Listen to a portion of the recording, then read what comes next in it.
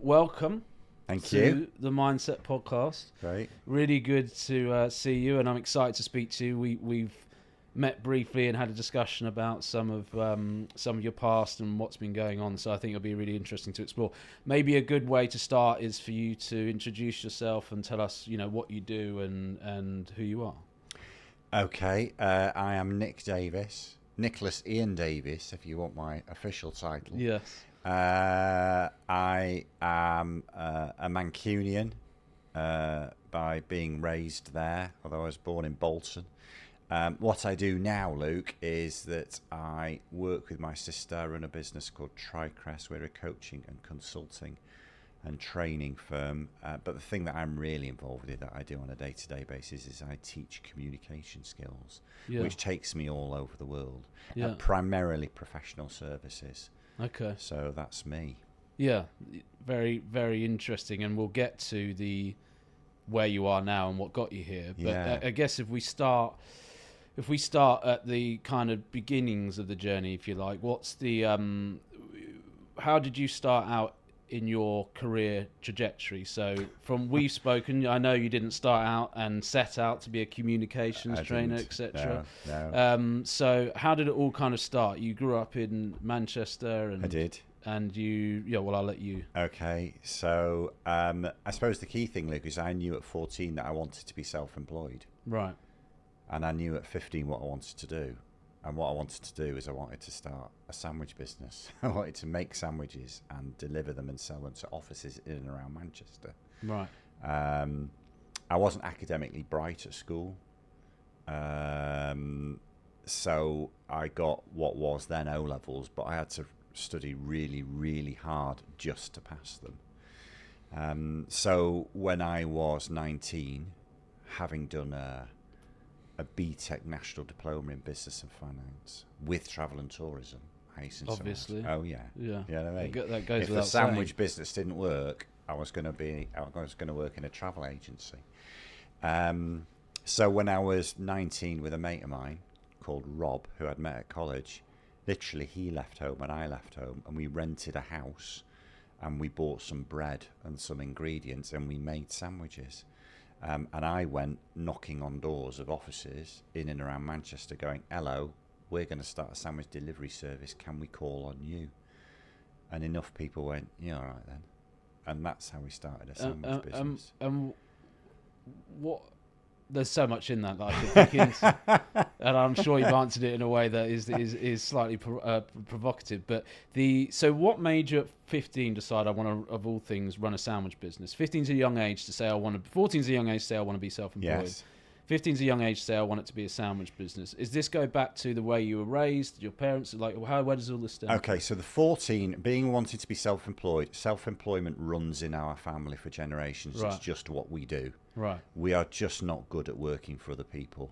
Whereas a lot of people would find it fearful to be self-employed. Yeah, oh, absolutely. I get that. Notwithstanding, lots of people want to run their own business. I've just met with a woman who's just asking me about, I want to be self-employed. How do you get to do what it is that you do?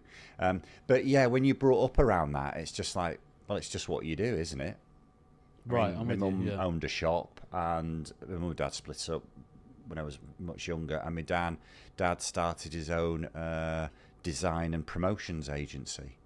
Right. So just on a small scale, but on the grandparents on both maternal and paternal side, they were on my paternal side. My grandmother and grandfather owned a pharmaceutical manufacturing company in Bethnal Green, of all places. Don't let this accent confuse you. My dad's actually from Wimbledon, and my mum was from Walthamstow. Oh, right. Yeah, I know, bonkers. So that was the self-employed bit. The sandwich bit was purely chance, Luke, because I happened to be wagging it from school one day. Right. Because I couldn't be bothered going in. What does that mean? Wagging it, bunking off. Right. Yeah. Sorry, is that a Manchester colloquialism? So. Although I might start using it. No, I don't. Do you know what? It might not be. It might have dated. It might not exist. Yeah, no, you're wagging it. Bunking off. Yeah, bunking off. Let's go with bunking off. Yeah, let's do that. Okay. Yeah. For our in the M25 home counties listeners. Yes. That's right. So I was bunking off, and I happened to watch a program which was about starting your own business. It was daytime, and it was these two young lads who'd started a sandwich business. And I watched it, I thought, okay, that's the business I could start, because there's no huge capital outlay. I mean, you literally buy a loaf of bread and some tuna fish and some eggs and some cheese and onions and pickle and make sandwiches. Branding. Me and Rob came up with a very cunning name called The Sandwich Company. Very good. Do you know what I mean? Yeah. And we got some business cards printed. And at first what we were doing, our gimmick was we were dressed in dinner suits. So we would go around serving these sandwiches up, selling them dressed in 1950s dinner suits, actually, with black patent shoes and dicky bows and the whole thing. And that was our logo. But that was quite labour intensive. And we kept getting parking tickets as well, parking outside offices and running in. So we ended up hiring small fridges, cooler units, and putting them into newsagents and garage forecourts. And this was just in the infancy of garages selling sandwiches. Up until this point, garages have sold fuel, and oil, and that was it. So which was much more convenient. So then we had to get a proper packaging machine that heat sealed them in a thing and get labels printed and do sell-by dates and all that. But the essence of all this comes down to, at a very young age, 19 at the time, being entrepreneurial, which stemmed from the background you were from, even though to me, like, that's quite a scary concept because there's no security. And then also, from a young age, being able to build relationships, because you've got to knock on people's doors and say, hey, buy from us, because you're still buying a product from someone. Yes, you've got to have a knock on door. And my experience of selling was my Saturday job when I was 16, 17. I'd been working for Russell & Bromley, the high-end shoe and handbag retailer. Yeah. And in Russell & Bromley, you are taught how to sell. Right. So because you had a basic salary, but they had a commission. And you got extra money for persuading somebody to open a Russell & Bromley store card. Yeah. £2.50 cash. We knew you open 5 of, you're 16 or 17, you open 5 of those on a Saturday, right? And that was a serious amount of money in 1985, 84. That was like, oh God, this is good. Yeah. So there was also, Luke, that very early on in my age, at my youth, was this, oh my gosh, if you're good at selling, you can earn more money. Yeah. And I liked that. Yeah.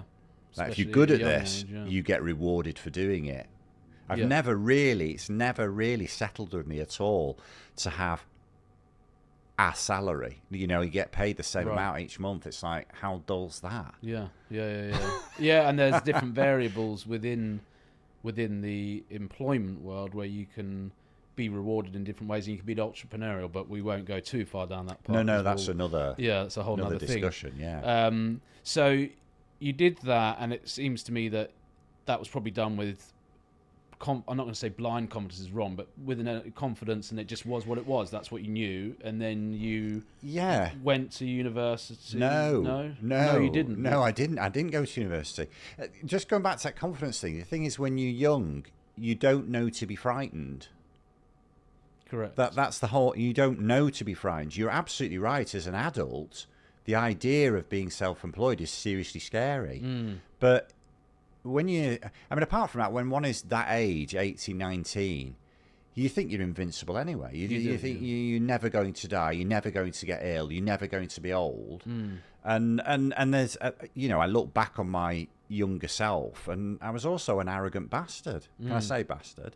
Well, you have, so it's, I know, but it's different from bastard, which doesn't sound offensive at all, does it? Do you know what I mean? Whereas bastard does. I'll let it slide. Do you know what I mean? Yeah. But there was an arrogance. There was an absolute, of course I'm going to be a millionaire by the time I'm 30. I mean, I was absolutely convinced. It was like, of course I am. I mean, that sounds so crass now, where I am. But, that served me well at that age. Because if you'd have thought about the consequences, you can't leave home and rent a house and just start a business. Yeah, no, it's a very good point. And actually, when I was that age, I also definitely did have that level of confidence. Yeah. And, so you didn't go to university? No. What I did was I became a sales rep because I enjoyed the selling. Right. So I got a sales job selling advertising space in print in a big industrial directory. So imagine, imagine Yellow Pages. One has to imagine Yellow Pages, unless you were born and brought up with Yellow Pages. But it was like that, but for industry. Right. So I got proper training on how to sell that. And again, that was a very basic salary, very small basic salary, but the lion's share was commission, and I did that next. And then what led you on to the training, the barrister's training? After selling advertising space, I then worked for a telecoms company right at the beginning of, just not long after the privatisation of what was BT. So the telecoms market opened out, so you could source companies could source telephone systems. But you can't imagine it, can you? But up until that point, the only person you could buy a phone system of was what was British Telecom. That was it, or the GPO. They supplied phones. That was it. It wasn't a free market. So I worked for a telecoms company for 18 months, doing a couple of roles, and then I was lured into a multi-level marketing. If you were being cruel, you'd call it pyramid selling, although there is a difference between MLM, multi-level marketing, and pyramid selling. I got lured into that, which was water filters and air filters for the domestic market. All right. And again, I was imbued with that young arrogance, and that was my first big downfall, in that I lost everything. Interesting. Yeah, I lost everything. How old? I'd have been 23, 24, and I owned a house I bought my first house when I was 20, because back in the day you could buy a house when you were 20. I lost my house, my car was taken off me, my credit cards were taken off me, and it was awful at the time, but it was a wonderful experience actually, because it was very humbling. And it took me down several pegs. I had to walk into the Citizens Advice Bureau in Altrincham, which is where I lived at the time, in Cheshire, South Manchester, and go, basically, I can't cope. I've just blown so much money, I owe so much money everywhere, and I can't cope. And a wonderful man helped me, and I went back into Russ and Bromley, also a very humbling experience, to go back. Yes. And go, I need a job. And I then decided that I would become a barrister. Two things there. Just like you do. Yeah. Two immediate things that's propped to mind. Were you grateful for the humbling at the time, or is that are you reflecting back now? No, I'm reflecting back now. And what do you think that humbling brought you in hindsight? Humility. And what's that given you? Pride comes before a fall. So there was that arrogant young man. And what sticks with me, actually, Lou, is I walked into that Citizens Advice Bureau. I was wearing an Austin Reed raincoat, which I'd bought. Austin Reed had a big flagship store on Regent Street at the time, which I'd bought one day because it happened to be raining in London. I thought, I'll just go and buy a raincoat. Right. It was about 150 quid. Again, that was a lot of money back then. Yeah. I was wearing Moresky shoes. Most people have never heard of Moresky shoes unless you're into footwear, which I am, which I bought at Russ and Bromley full price because I could afford to work at buy shoes from Russ and Bromley. And a beautiful, it was a Givenchy suit I was wearing. And as I walked in there, I was aware of what I looked like in terms of the wealth that I had on me, but actually how desperately in debt that I was. And I looked, it's almost an out-of-body experience where I thought, yeah, look at you. Now, what do you think you are? Yeah. You're having to go in here and ask for help. Yeah. You idiot. But of course, in hindsight, it's such a gift to learn how to A, ask for help, and B, how to have an open enough mind that comes with a humbling. Because the humbling removes a lot of from my experience, removes a lot of the ego and the construct that drives narratives that aren't even necessarily true most of the time, and it's opened up my world to people and things I never would have given the time of day. That's quite right. Yeah. Absolutely. Yeah, it is. It's but I think most people in life do experience something like that. Whatever it is, it's impossible to go through life without some major event happening to you. Yeah. And actually, at that age, yes, you're right. With hindsight, I look back and I go, actually, that was a good thing. Yes, yeah, and the So you go back, you thought you graduated and you go back to school, i.e. Russell and Bromley. Yeah, indeed, selling shoes full time. Selling shoes full time, and then you go, right, I've done this, I'm going to be a barrister. What clicked for you there? Okay, there was a couple of things there, maybe 3 things there. One, I'd never felt as though I'd finished anything. Right. So I did 4 months of A-levels and then gave them up. Yeah. And then converted to doing this BTEC National Diploma. I had done the sandwich business for a year, then knocked it on the head. I'd sold advertising space for a year and then knocked it on the head. I'd done telecoms for 18 months and so I had this feeling that I needed to prove to myself that I could start something and finish something. Yeah. I also continued to want to be self-employed, and barristers are self-employed. But I also wanted, and I'm happy to admit this, is I wanted the status. Yeah. I wanted that status. I wanted to be, but not, I suppose, again, with hindsight, moved more to prove to myself that I was someone, that I had become someone. You know, I was brought up by a single parent mum who was a full-time student. Okay, with my sister, who's younger than me. So my mum, when my mum and dad divorced, my mum had the equivalent of 1 O-level, 1 GCSE in domestic science. That was it. And so, you know, we didn't have a washing machine. The vacuum cleaner was second-hand. We didn't have central. I didn't have a shower central heating until I was 15, 16. So I'd come from very humble backgrounds, free school meals and that sort of thing. So, and I think this is a story that is replicated. Very often people who have become successful have actually come from very, very humble backgrounds, because you think, I'm bloody doing everything I can to get out of this. Yeah. Because this is not the way I want to live, and it's not the way I want my children to live. Like, is it all right if we put on the gas fire, Mum? No, we can't afford it. Yeah, yeah. Oh, all right then. Yeah. Yeah. Yeah, I mean, it makes perfect sense. Yes. So you set your mind on that. I did. And what happened? Well, I worked full-time at Russell and Bromley, which I absolutely loved and adored. Genuinely. I mean, I love what I do now. I really love what I do now. But working at Russell and Bromley, with me, the manager, Roy, who happened to be a bloke, but everyone else happened to be a woman. So, you know, from a Saturday, people who were 16, 17, right up to women who were kind of in their late 50s, early 60s.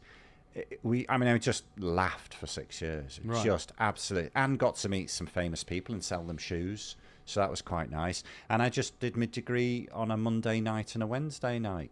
Apart from the bar vocational bit, which I had to do full-time because that was full-time. I couldn't do it part-time. So you did...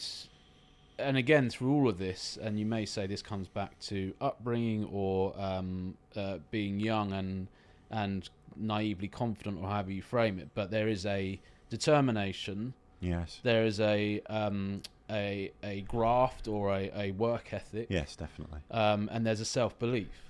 They're all things that are pretty great qualities. You then do the bar vocational course. Then what happens after that? So I get called to the bar in, I think, November, October 99. One has to apply for pupillage. Yep. It was seriously competitive then. It's seriously competitive now. Yep. It became very apparent very quickly that the people who were getting invited to even interview for pupillage were of a certain background. Yeah. And academic qualification. You know, I'd got a 2-2 doing it part-time at Manchester Met. Yeah. Do you know what I mean? And the people who were getting the interviews had been to Oxford or Cambridge and had got firsts. Yeah. Well, it doesn't matter how you try. I haven't got that. So I wasn't getting the interviews. So one can either rail against that and go, well, it's not fair and it's not fair and it's not fair. Okay, it is what it is, but what are you going to do about it?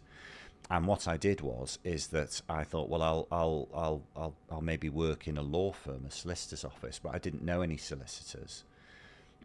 That's slightly a lie. I did know a solicitor. He was a customer. He'd been a customer at Russell and Bromley. I didn't know his name and I didn't know where he worked, but I did know that he was a solicitor. So I went back into Russell and Bromley and I talked to a woman called Pat, who'd been there for many years, who'd worked in the men's department, had been a men's supervisor. And I said to Pat, I said, you know that guy that comes into the shop twice a year and buys about 5 pairs of shoes at a time? Which is very unusual for people to buy that many shoes, particularly men who normally buy 1 pair of shoes at a time. I said, when he comes in, can you get his business card, please? And she did. She got his business card, and it had pictures. It said Hammond Suddards, Mike Shepherd, Trinity Court, John Dalton Street, Manchester. So I wrote to him, because this is 99. So this would have been 99, yes, early 99. And I wrote to him and said, literally said, I'm the tall, specky, 4-eyed bloke that's been selling you shoes for the past 5 years. But what you don't know is that I've also been studying to be a barrister, but I've hit a bit of a brick wall. And I just wanted to ask your advice about what you thought I might do. Yeah. And his secretary, Janine, got in touch with me and said, yeah, Mike, I'd like to speak to you. And I went in to see him. And I tell you what happened, Luke, we were in the boardroom on the 7th floor and we talked about footwear for 45 minutes, me and this guy. And then he asked me, he said, well, what have you been doing, Nick? And I went, well, I did the sandwich company, then I just sold advertising space, and then there were shoes and blah, blah, blah, nearly bankrupt, all that kind of business. And I said, what is it you do? He said, well, I head up the safety, health and environmental team at Hammond Suddards. I said, well, what does that mean? Well, we do environmental law and health and safety law. I said, oh, okay. And he went, I think you and I could work quite well together. Do you want to start next week? Wow. And that's how I got my break into a law firm. Wow. I know. It's unbelievable, isn't it? Seriously, I mean, how jammy's that? Well, you say jammy, but I get there's a theme here and in all of this, which comes back to your ability to connect with people. And I'm sure that theme will play into what you do today. But so what then... So on a slightly more accelerated basis, yes. What then are we... so you start there. I start there. September 99. 99 was that? It must have been September 99. Yeah, that would have been right. September 99. So you start there September 99. Yeah. How long is your career doing that stuff? Oh, I left at the end of February 2000. February 2000, yeah. And what did you do after that? I moved from Manchester to Edinburgh and started a recruitment business with my sister. Love it. Love it. I mean, you know what? Great. As I speak this, do I stop asking? As I speak this out, I just think you fool. Well, no, not at all. Because I mean, bloody hell! It's like, why don't you just stay in one place for a little bit, Nick? Well, I think what's interesting is. No wonder I'm mad. Yeah, well, I think what's interesting is the reinvention piece. I know we're making light of it, but there's a lot of currency in what you've done. And I guess to invert it, how long have you been doing the training in your current situation? Right. And what was the gap between the two? So the recruitment company and the training company. What was that running like? So that was me with my sister in Edinburgh building a recruitment business. She recruited accountants. I recruited lawyers. There was another director at the time, a wonderful woman called Jackie, who'd been in recruitment. She did temps and office kind of people. And I was doing that for until 2006. And then I started doing a little bit of training. Right. Just a little bit of training. Because I volunteered to do something for somebody. A guy I'd met at a networking event called Steve Wood had just set up a legal magazine in Scotland, an independent legal magazine, so not published by the Law Society of Scotland, independent one. It's called Firm, it was called. And we were having coffee one morning at just a bit of a natter, and he said, I said, how's the magazine going? He said, it's all right. He said, but we've got 5 people now and we have to sell advertising into the magazine, but none of us really know how to sell because none of us are from that background. I said, well, I might be able to help with that because my first ever job was selling ad space. And he said, would you? And I went, yeah, I'll put together, a couple of hour course and and deliver it. I said, I'll charge you for it. He went, no, that's fine. How much you charge? I went, 200 quid. He went, okay, that's fine. So I then had 3 weeks to put together a course. Yeah. So I was firstly writing down everything I knew about about selling, and then reading a load of books. I bought a flip chart and a stand that was collapsible and some pens, and I ended up doing this for him, and he liked it. And his then girlfriend was also the head of a magazine in Edinburgh, and so I ended up training them. And then I thought, well, lawyers need to know how to develop business, don't they? So I put together this little training course, and I just pumped it out to some of my legal clients, and one of them went, yeah, come in and talk to partners about that. So that's how I got into that. But then I got into that full-time training from out on my own as a sole trader from 2008, January 2008. And then I left recruitment. Right. And then over the last 15, 16 years, whatever it is, that's been what you focused on. It's taken you all over the world. Yes, all over, yeah. And pre-COVID, it sounded like you were hitting a peak where you were, flourishing and thriving and going all over the world and Asia and everywhere. Yeah, everywhere, and it really morphed, Superman's doing everything. Yes. And then... Yes, had a very nice lifestyle, thank you. Yeah. Which is awesome. And then COVID hit, and your business in particular, lots of businesses, but your business, because it was people focused, was also hit significantly. And what happened at that point? I had, in 2019, I looked at this the other day actually, in 2019, including VAT, I had billed £290,000. In 2020, I billed £25,000. Which is a significant difference. Yes. And I got no help from the government or anybody because, no, you don't qualify because your business has been too successful. I want people to imagine that they're on the salary that they are now on, and then tomorrow, that's a tenth of what you're earning. Instantly, overnight, end of, that's it.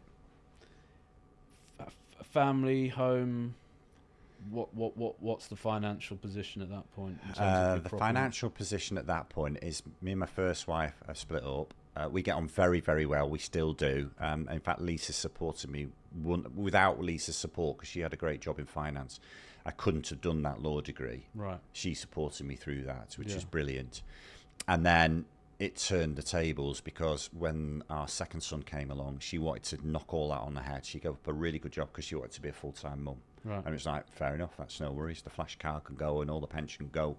You want to do that, and I supported her. So I was married again. I'd married Sally in May 2019. She had a fantastic job at the time, running a business on behalf of a husband and wife in recruitment to the beauty industry in offices on Regent Street. She had a beautiful job. Her life and thing fell apart in the October 2019, through no fault of her own at all. But that's another story. So where was I? So Sally was renting her house out in Surrey, that was hers, and had come to live in Scotland with me. Yeah. And thank goodness she did, because she'd literally been there 4 weeks when it was like, oh, right, we're just going to shut the country down just 3 weeks to flatten the curve. Do you remember that? Just 3 weeks to flatten the curve. And it was fine for the first, 3 months. It was actually quite nice that somebody had stopped the world, because I was running around like an idiot. And this forced stop was probably just what I needed. Yeah. But then it just stopped. And then what happened when it stopped, when you got over that kind of slight honeymoon or novelty of it all stopping? Yeah, like lots of people I can paint the decking, and I can do this job, and I can do this job, and all that, yeah. And there's no money coming through the door. There's no money coming through the door. And what unfolded over the following 18 months or so?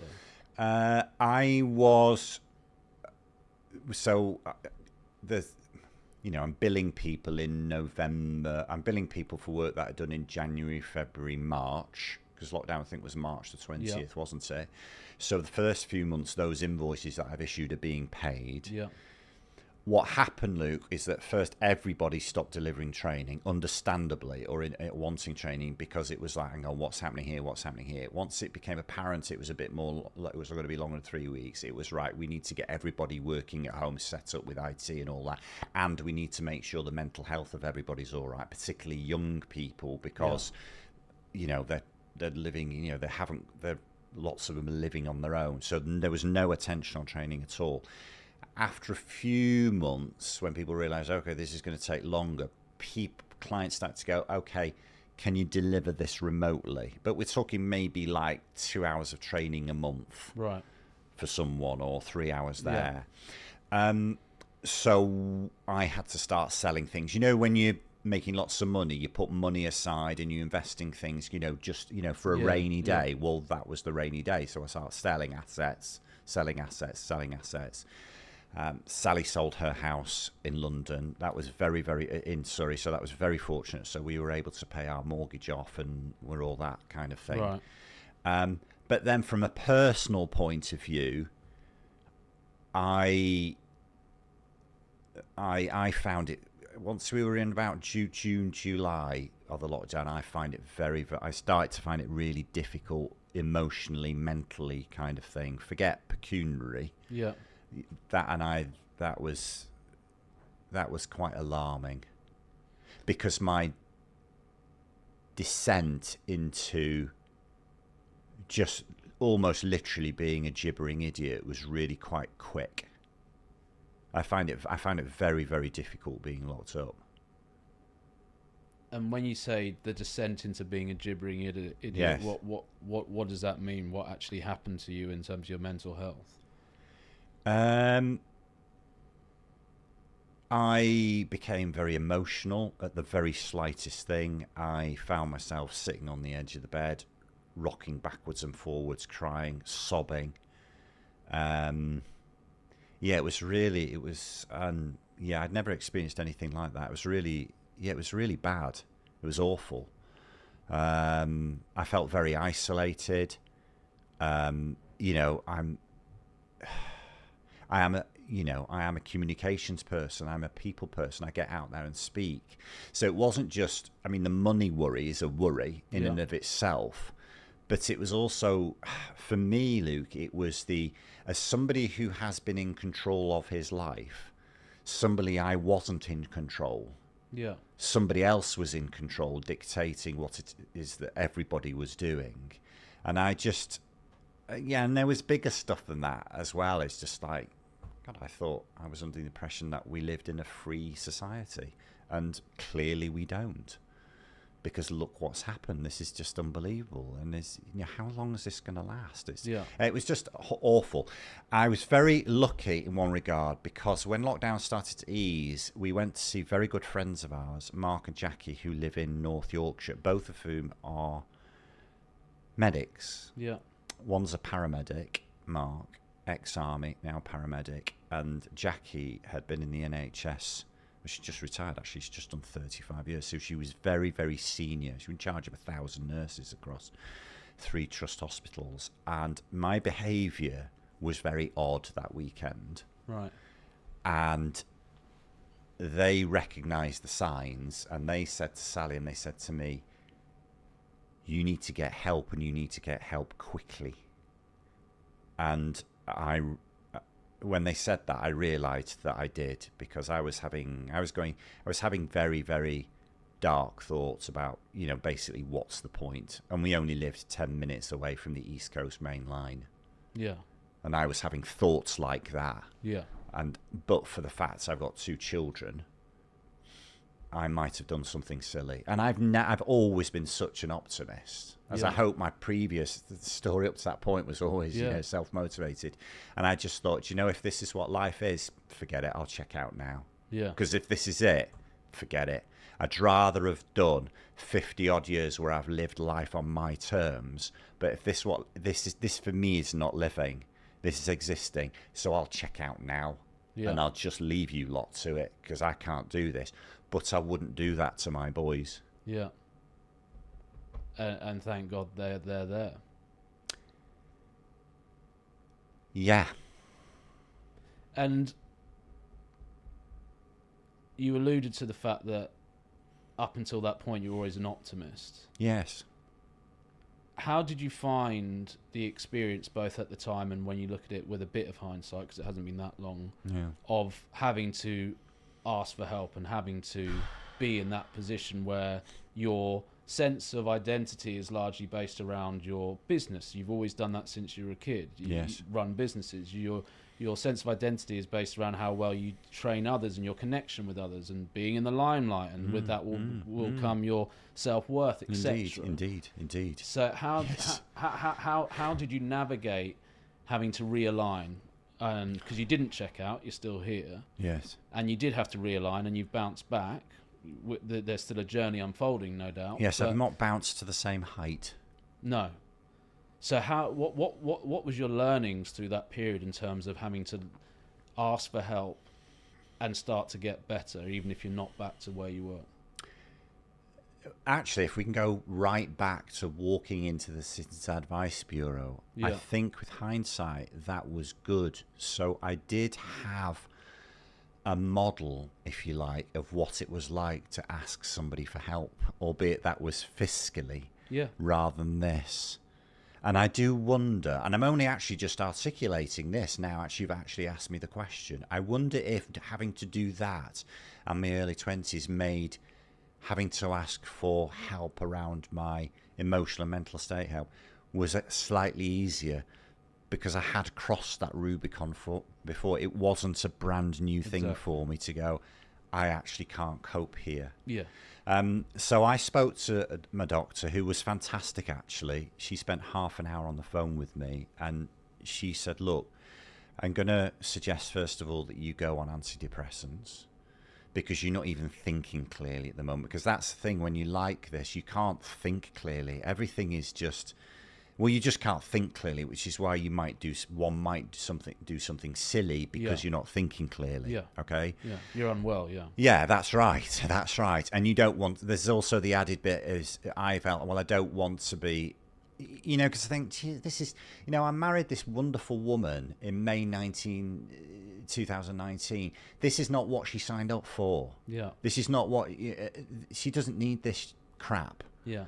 Right? Who needs this crap? Who needs to be stuck in a house with somebody like this, when what she married was a thrusting, ambitious, optimistic, successful man who's just fallen apart at the bleeding seams? A lot of that, to an extent, also feeds into the illness, though, right? Yes. Because it's an incredibly harsh view on yourself in that moment in time. You're a human and you're unwell and you just need some love and support. Yeah, but you're not thinking straight. One isn't thinking straight. Correct. That's the whole point, isn't it? No, it's exactly. awful. And that's the context I want to add to what you're saying. Yes. So she did put me on those, and they say they take about 6 weeks to kick in, and that was about right. And so I felt as though at least I was getting a grip of stuff. Yeah. And also work-wise, people seem to be more into the model now of, right, we're doing things virtually. So again, earnings were still, they're nowhere near what they were. Even now, they're only about 20% of what they were. But almost that's an aside thing. And I've also got the support. Sally's fantastic, and I've got a very supportive sister. And so having those people to talk to, and also very good friends and next door but one neighbours, Jane and Graham, I want to mention them by name because they were fantastic as well. And I just kind of got a grip a little bit, really, and I weaned myself off the antidepressants for about a year, and then I had to go back onto them actually last August. August seems to be a bad month for me, Lou.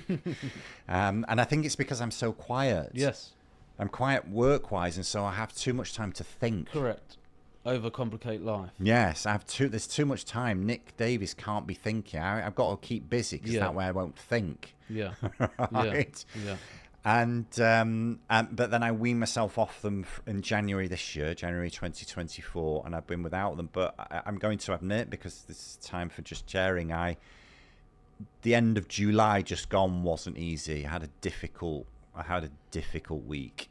Yeah. In which the culmination of which is that my wife, I can laugh about it now, but my wife is sitting next to me. I've got my phone on loudspeaker, and my sister is on loudspeaker, and they're basically, for want of a better expression, kind of performing some kind of intervention. Right. Because I'm starting to fall apart again. Right. This is not good, is it? Do you know what I mean? As I'm saying it, it's like. Well, I don't. You know, I think the interesting thing is when we're subject to the events, and especially when we're in the lows of the events, there is no clarity. And I think the really important thing that I'm picking up from you is the strength of character that you have, and also the success you have, and also the love you have, and also this unique ability to connect with people.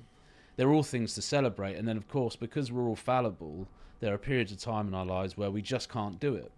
And what you're experiencing is live events where others around you are going, do you know what, we're going to help lift you up for a little bit because you're just wrestling with something.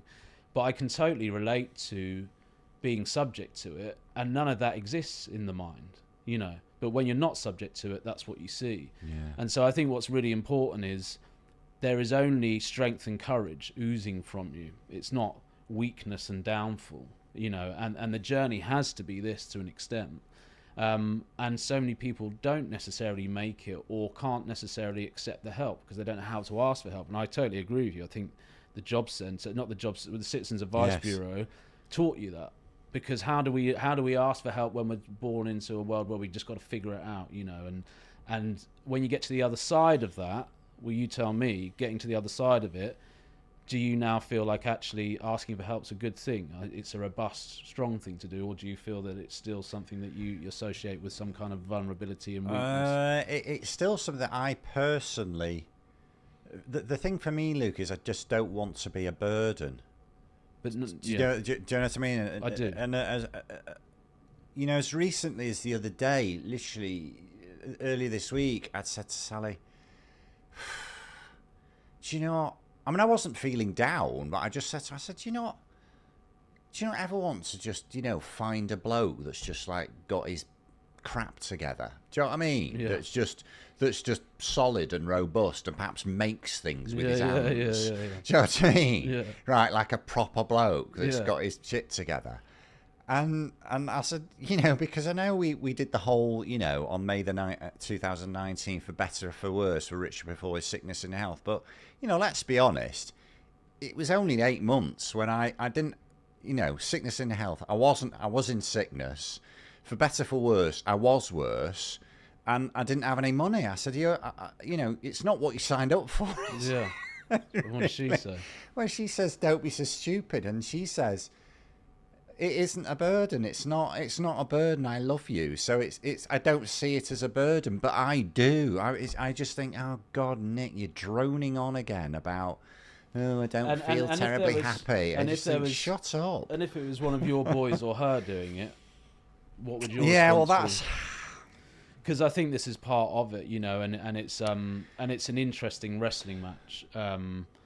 I can relate a lot to what you're saying, but the reality is, and a part of my journey has been learning to accept that that's a lie, learning to accept that the being kinder to myself bit, which I said for a long time. How do you do that? What does that even mean? Is allowing myself to understand that that's all right. You know, I'm always having to lean on people. Including, you know, I got made a partner here recently, and at the same time of that, I felt very, very low, one of the lowest I've ever felt, you know.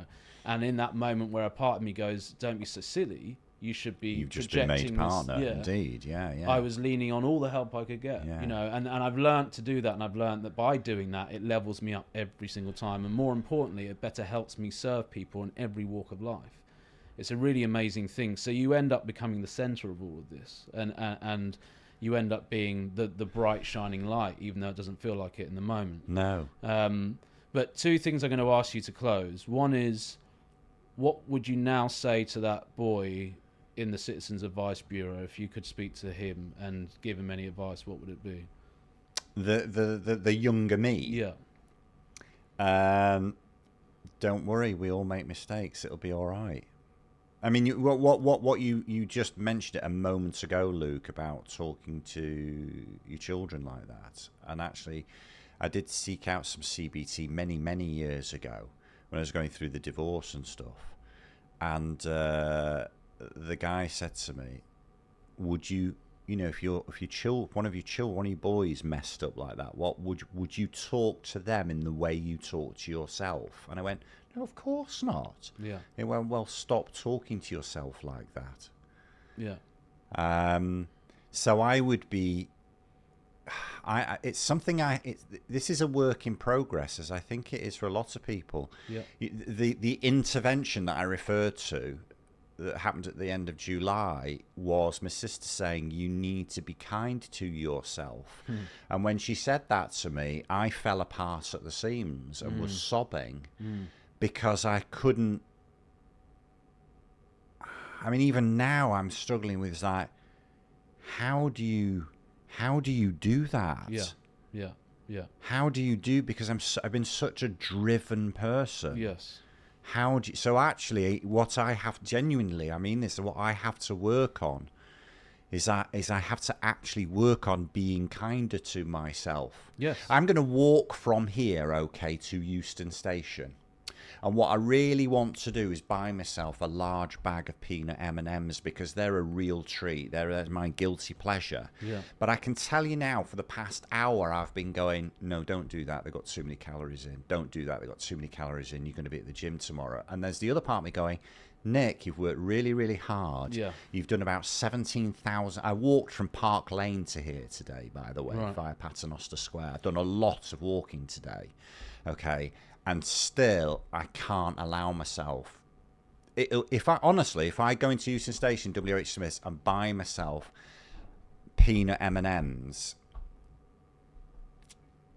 I can't just do that lightly and just go, stuff that, I'll just treat myself. It's yeah, but Nick, calories. Yeah. No, I can relate. Everything. Which is mad, isn't it? It's just like, why can't I just go, stuff it, just have some M&Ms, mate. Well, there's lots of moving parts to that, and a part of it is how you feel in yourself for a start when you do it. And then there's the other bit, which is the constant wrestling match. And the constant wrestling match I've learned over time is with myself and my ability to be kinder to myself. And I'm the same as you. Lots of people say that to me, and I for a long time have gotten frustrated. And it's a real practical exercise. And the practical exercise for me is let me try just assuming that I'm not a complete failure if one conversation hasn't gone perfectly, which is my A to Z, in my mind. Okay, that conversation with Nick didn't go perfectly, so actually 5 minutes later in my mind, well, you're a failure. Why? You're not good at your job. You're not good. Why are you saying that to yourself, Luke? You fool. Yeah. So, but this is the high level of expectation and standard that I put on myself, partly derived from self-worth. Because if I'm not constantly overachieving, then I'm not constantly being validated. And then being kinder to myself bit is stopping that trail of thought and going, do you know what? Why don't we just try not to worry about that? Just see let's just see what happens. Okay, And the little voice goes, no, we should. And then I go, no, let's just see. And then, of course, the next day I'll probably have a conversation with someone, or someone will watch this and they'll go, do you know what? That was really good. And then I go to myself, see, that wasn't true. And new data's revealed. But the only way I can do that is by practically trying to be kind to myself. So it's a really big concept. But these are also the things that would have served you well and made you phenomenally successful, which is why these things, I think, in my opinion, can only help you because they add more to your arsenal. So the other question I had for you, or the last question I had for you was, if you were in a room full of 100 strangers, which you often are actually. Yes, how often? It's more than 100 in fact. What's the one, and this was the last bit of imparting advice you could give them, what would it be? Be kinder to yourself. But that's easy for me to say. That's easy for you to say, yeah. I think on that note, we'll end it there. Shall we? Yeah. Thank you for that. Thank you. No, I really appreciate it.